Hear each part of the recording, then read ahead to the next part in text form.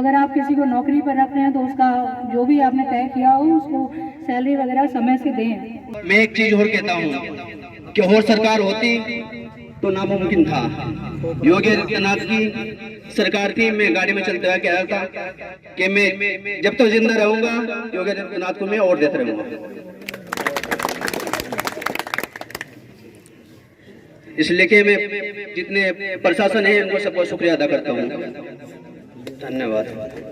किसी को भी नौकरी पर जब आप रखते हैं तो उसका पुलिस वेरिफिकेशन कराएं, उसके 2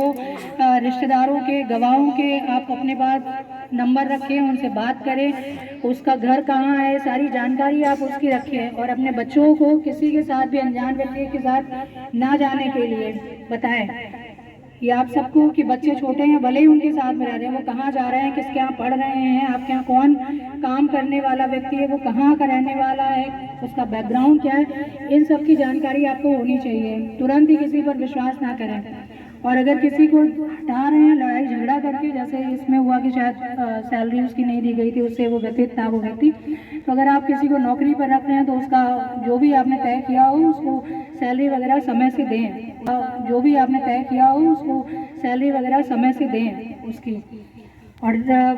कोई भी व्यक्ति आपके यहाँ काम कर रहा है तो उसका वेरिफिकेशन बहुत ज़रूरी है, चाहे वो बच्चियाँ लड़कियाँ हों या लड़के हों, वो कहाँ पढ़ रहे हैं, उनके साथ क्या हो रहा है, उनके टीचर्स उनके साथ कैसा व्यवहार कर रहे हैं, वहाँ पे काम करने वाले कैसा व्यवहार कर रहे हैं, जिस ऑटो से या बस से जाता है स्कूल पढ़ने के लिए या बाहर, वहाँ उसके साथ तो कोई